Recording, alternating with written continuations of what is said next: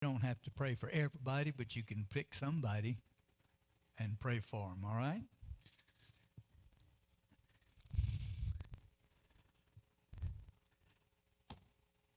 Has anybody read the 4th chapter of the book of Ezekiel yet?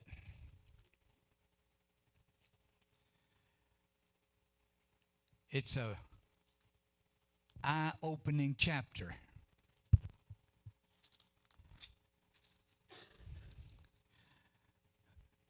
Here in the 4th chapter of the book of Ezekiel, we see signs of a siege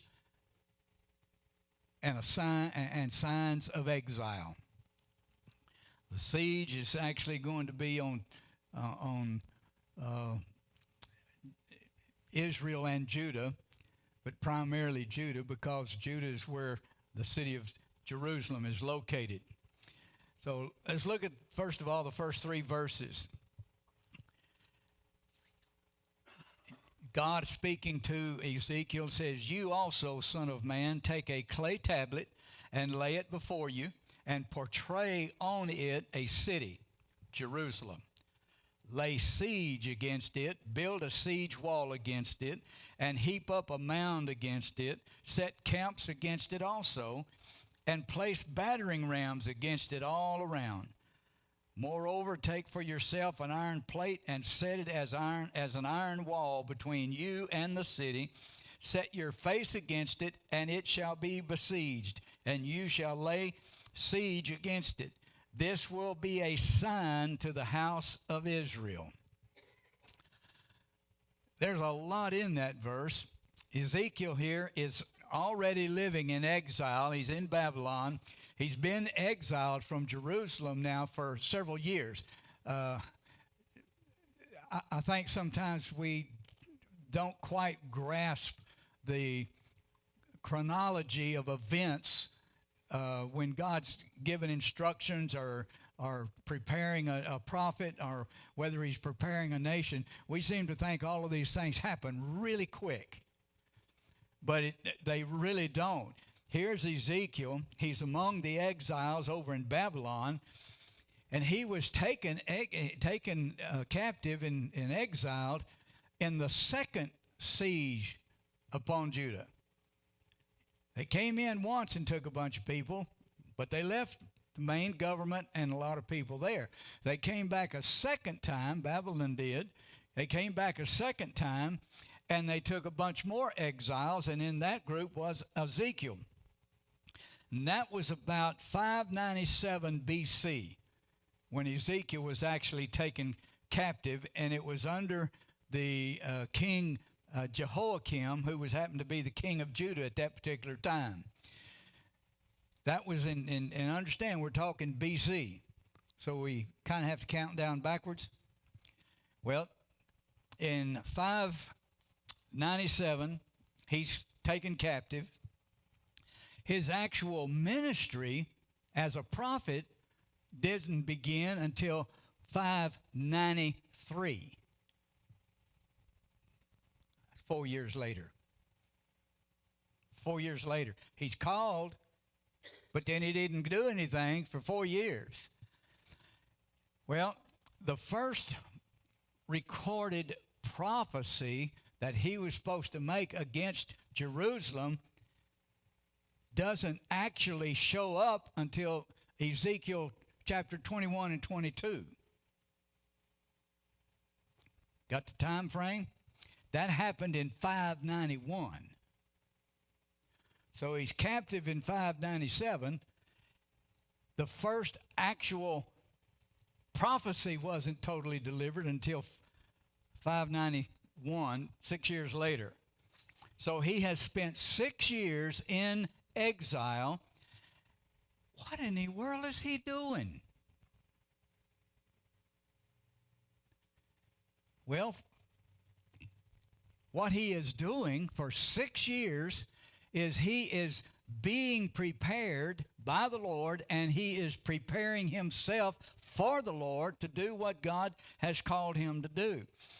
So then in 587, God destroys Jerusalem and destroys the temple. So that's about 10 years here that he's been in exile.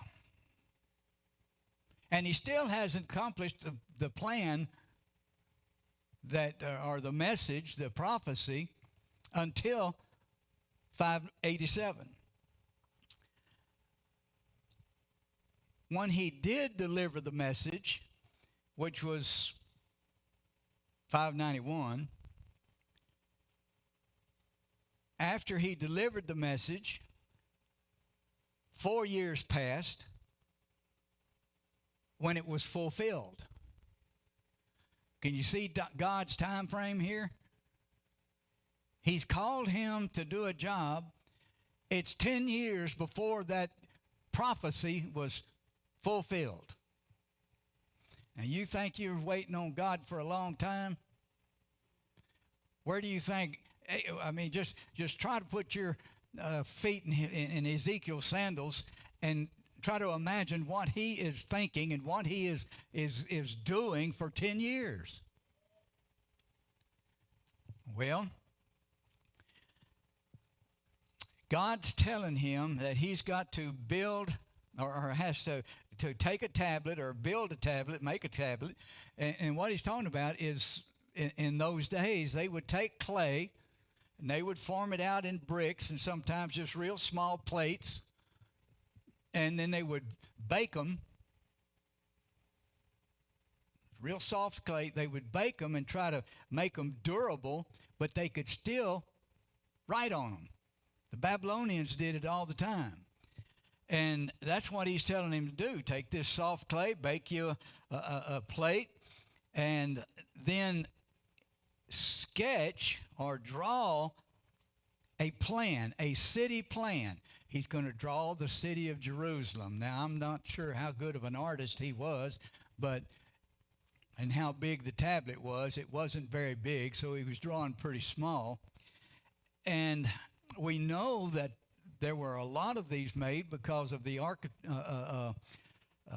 archaeologists have uncovered a lot of these kind of tablets back and dated them for that time period.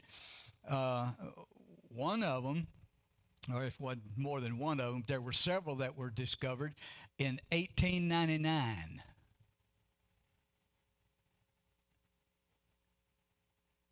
A.D. after Christ.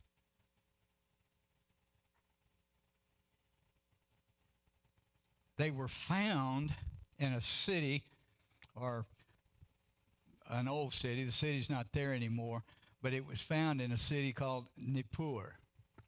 And that city just happens to be, according to archaeologists and old historical manuscripts and things that have been found over the centuries, that city was very near, very near to the city or the place, Chabar, the Chabar Canal in Tel Aviv,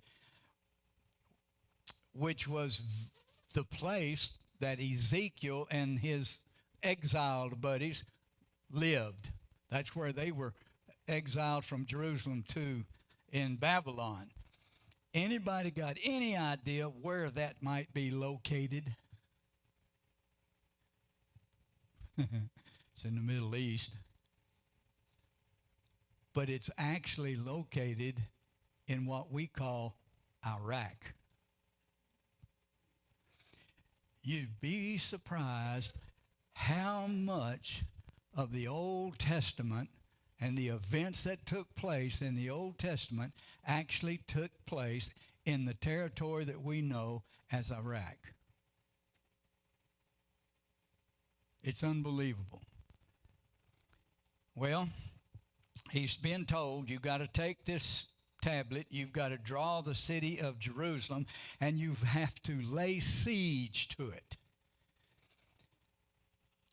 I guess I don't know how many of you guys might have done it when I was a kid. I used to play in the dirt all the time. Used to build all kinds of things in the dirt. You know, that was my favorite playpen. Even when I was 7 years old, I liked playing in the dirt. But he had to draw the city and then draw all of these encampments around the city.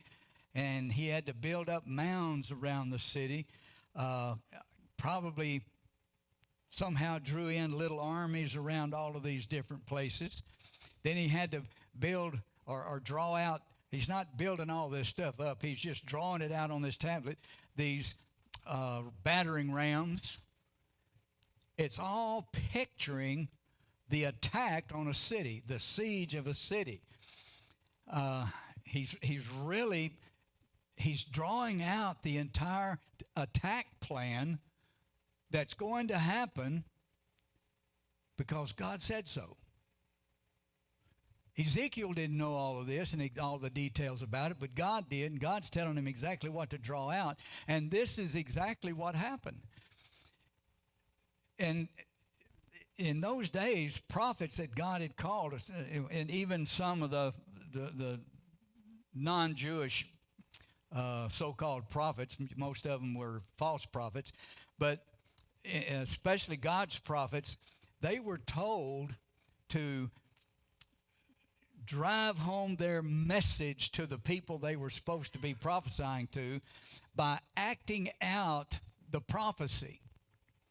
And I mean, you can see it over in Isaiah in chapter 20, I think it is, and also in Jeremiah in chapter 13, where God's given them instructions, and they actually act out those prophecies.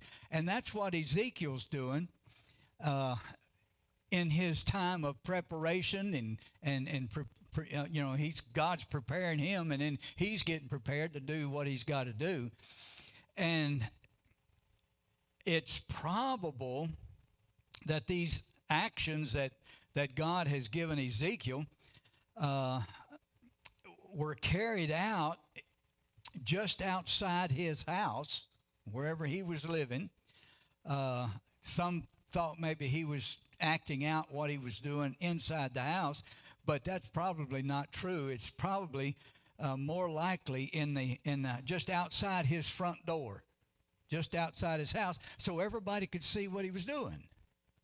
I mean, if nobody saw what he was doing, it wouldn't get the message across.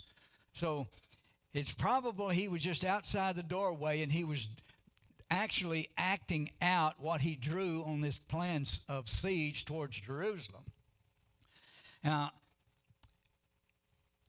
everything that God mentioned, he was going to act out, because all of this was going to happen at some day in the future.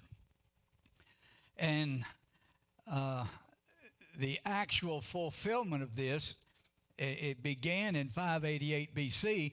It was completed in 587 BC. That's when the siege on Jerusalem was completed, and the rest of these exiles, the rest of the people were taken captive, and the city was destroyed, and the temple was destroyed. So finally, God's told him to draw this plan out, and then he's got to make an iron plate, or take an iron plate, and he's got to put that iron plate between himself and Jerusalem. And why in the world would God give him this instruction?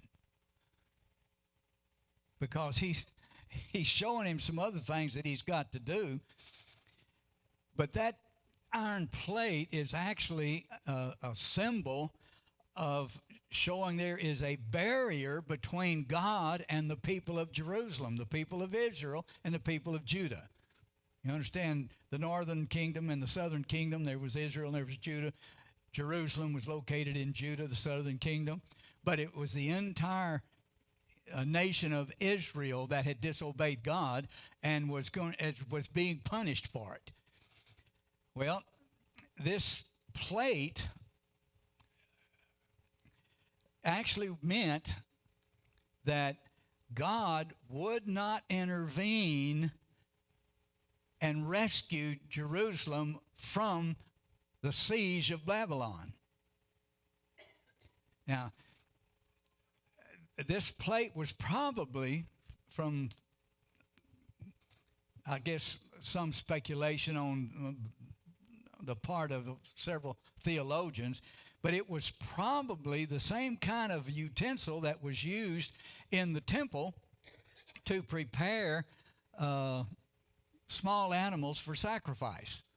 It was an iron plate. Some called it an iron griddle, but it was put down, and it's what some animals were butchered on. He was to take that and show that it was a barrier between God and from the people. That was a wall between them.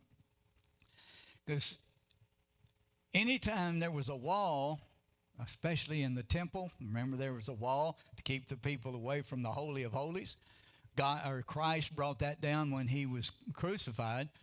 But anytime there's a wall in that place, that means there is a barrier between God and the people. And because of that barrier, which was always because of their sin, God couldn't help them. So this barrier that he told Ezekiel to put up, and he put this up when he actually acted out what this siege was all about. But it was a sure sign that they would not be rescued when the Babylonians came calling. Let's go on and see what he had to do. In verse 4, after he's drawn all of this out on this tablet, God said, "Lie also on your left side and lay the iniquity of the house of Israel upon it." It's upon him. "According to the number of the days that you lie on it, you shall bear their iniquity. For I have laid on you the years of their iniquity, according to the number of the days, 390 days. So you shall bear the iniquity of the house of Israel. And when you have completed them, lie again on your right side, then you shall bear the iniquity of the house of Judah 40 days. I have laid on you a day for each year." Now that's 390 years that he's talking about. 390 days. Ezekiel is going to play out this little play before the people that are in exile. And actually, it's going to turn out to be 430 days total. But because there's 390 days, he's going to be laying on one side, and then he's going to switch to the other side for 40 days. So God's command is that now you've got the siege plan all drawn out. Now you're going to act it out. So you're going to go out, outside, probably spend 1 to 2, 3 or 4 hours each day.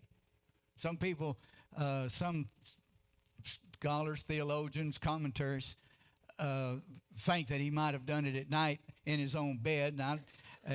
But most reputable commentators say, no, that didn't happen because nobody would have seen it, so what was the point? So he did this outside during the day where people would be traveling around and they could see what was going on.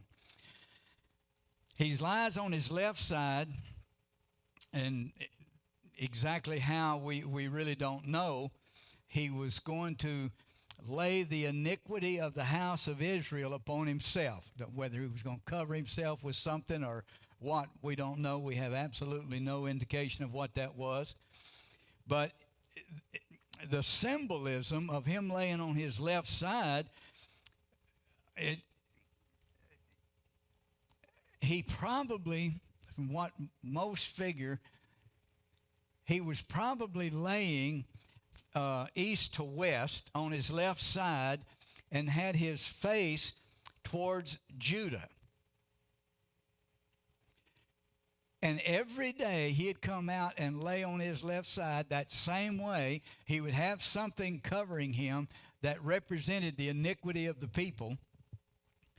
And what he's doing is actually he's playing the role of a priest, because this is what a priest would do when the people would bring in sacrifices. They would carry those sacrifices. They would carry the sins of the people in and offer up the sacrifices. So he's kind of playing the part of a priest, which he was supposed to be a priest, remember?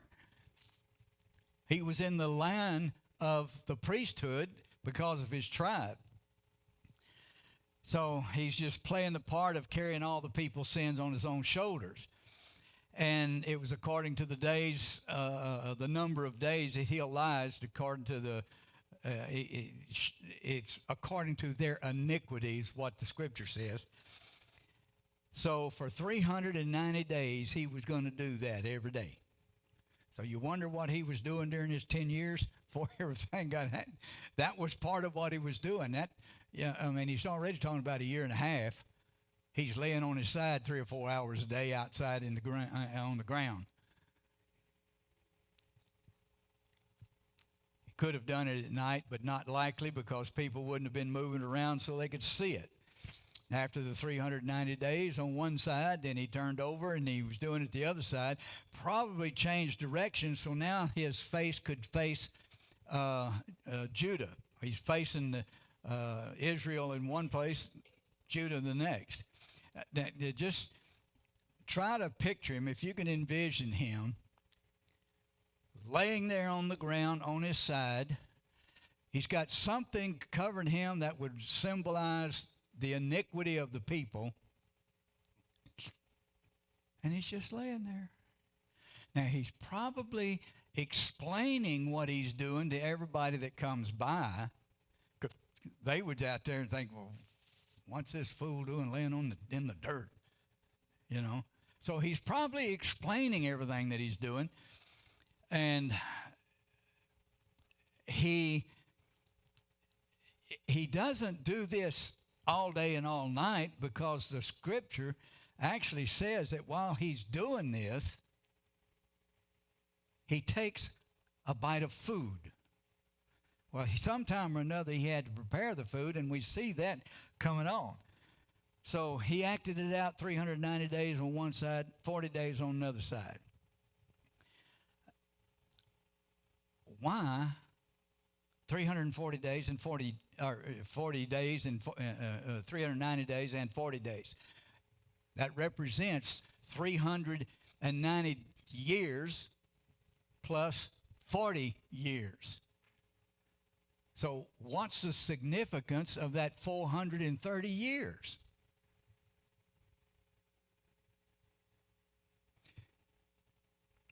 There's a lot of different explanations that you'll find if you do enough research on it with a lot of different theologians.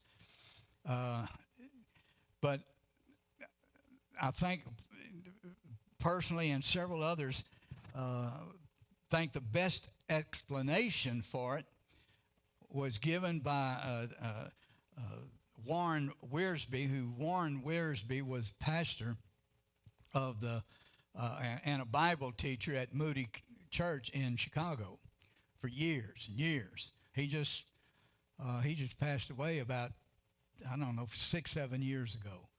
But he was there for 50 years, I think. But he explained it this way.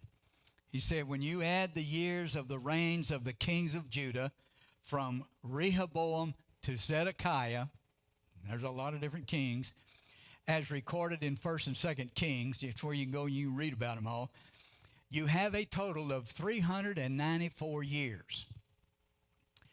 Well, since 3 of those years in the reign of Rehoboam actually walked with God. Then he turned away from God.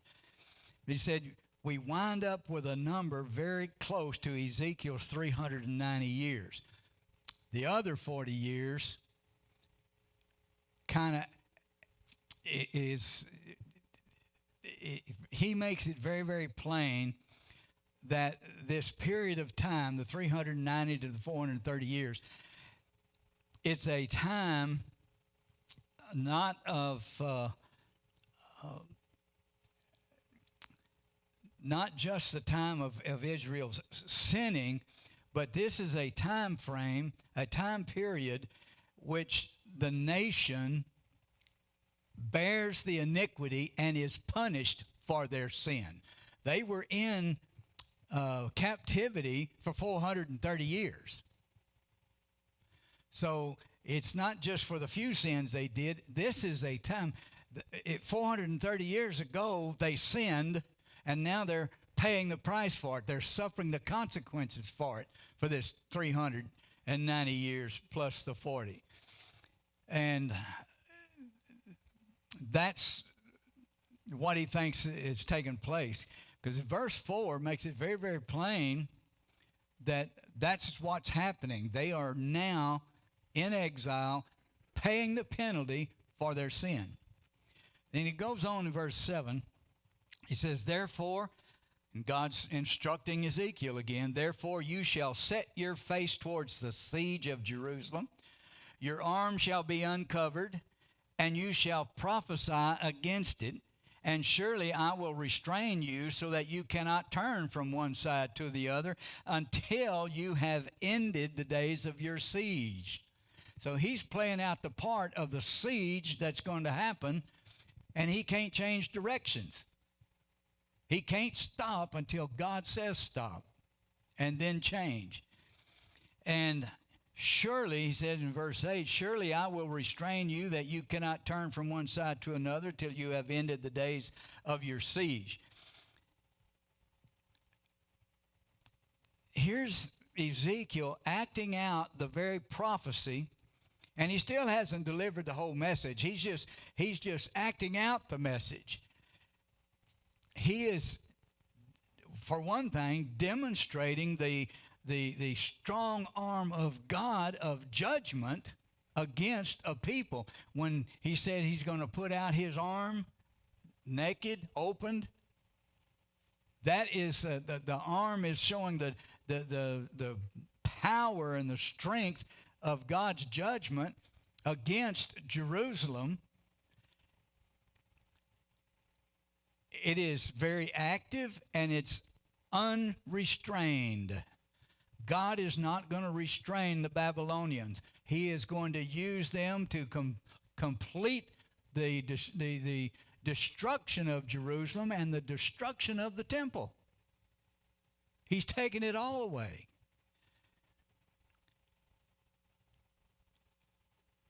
After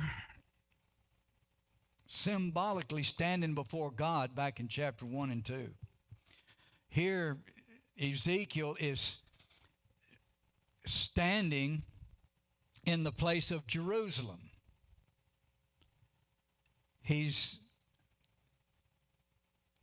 basically he's restrained and he's helpless before God, just like Jerusalem is, because God is in control of all this, and he is going to bring judgment on them because of their sin. Now, don't assume that Ezekiel lay in this prone position all day and all night, because we know that he got up and prepared food and he laid back down and he ate just a bite. But he is restrained to the point to show Jerusalem that they are also restrained, and they can't do a thing about the judgment that's coming. We have a tendency to think sometimes that we're never going to have to pay a penalty for our sin.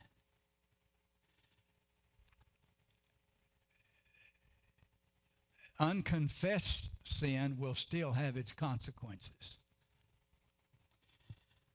Then he goes on in verse 9. Also take for yourself wheat, barley, beans, lentils, millet, and spelt. Put them into one vessel and make bread of them for yourself during the number of days that you lie on your side. 390 days you shall eat it. And your food which you shall eat by weight, and we're not going to have time to get to the commentary of all this, but I want you to see what God is capable of doing and what God will do to a sinful people. He said, put them into a vessel and make bread of them for yourselves during the number of days that you lie on your side, 390 days you shall eat it. And your food which you shall eat by weight, 20 shekels a day, from time to time you shall eat it. You shall also drink water by measure, 1/6 of a hin, that's Hin, from time to time you shall drink. And you shall eat it as barley cakes, and bake it using fuel of human waste in their sight. Then the Lord said, so shall the children of Israel eat their defiled bread among the Gentiles, where I will drive them. Now, did you catch what God told him to do? You want to eat your barbecued steak over human waste that's being burned to cook it?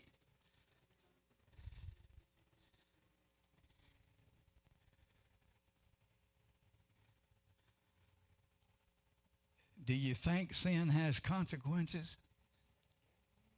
Absolutely it does. Now, we've only got a couple of minutes here, so I'm not going to get into finishing up the rest of the chapter and have to jump over too much.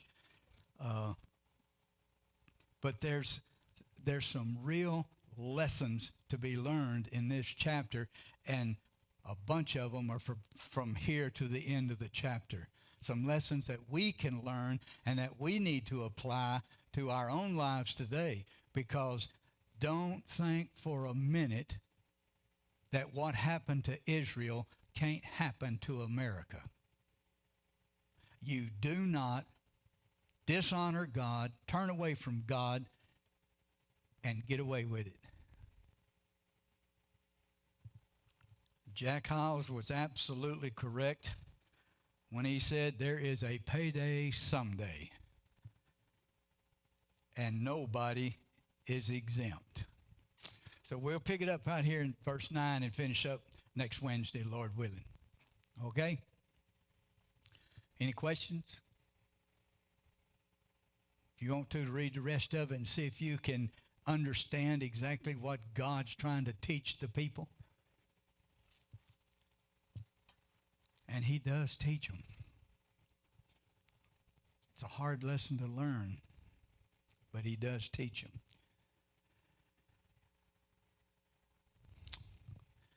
Any questions? No questions? Men, don't forget tomorrow night. Yes, April?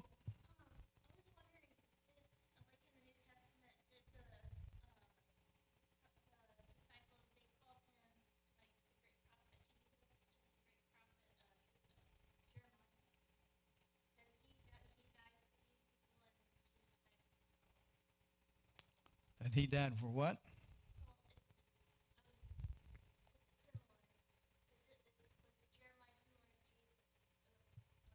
There was an instance where he was a symbol of Jesus, but he didn't actually die for the people.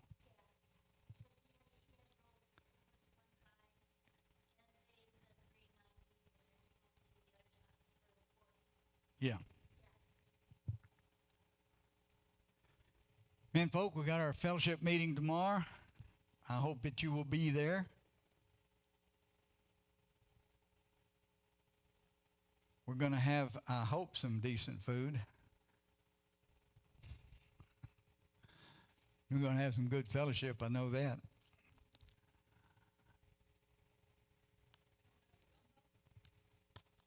That's what I've been told.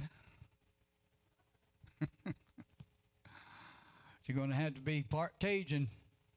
If you're not part Cajun, then they will serve you a piece of chicken, fried chicken.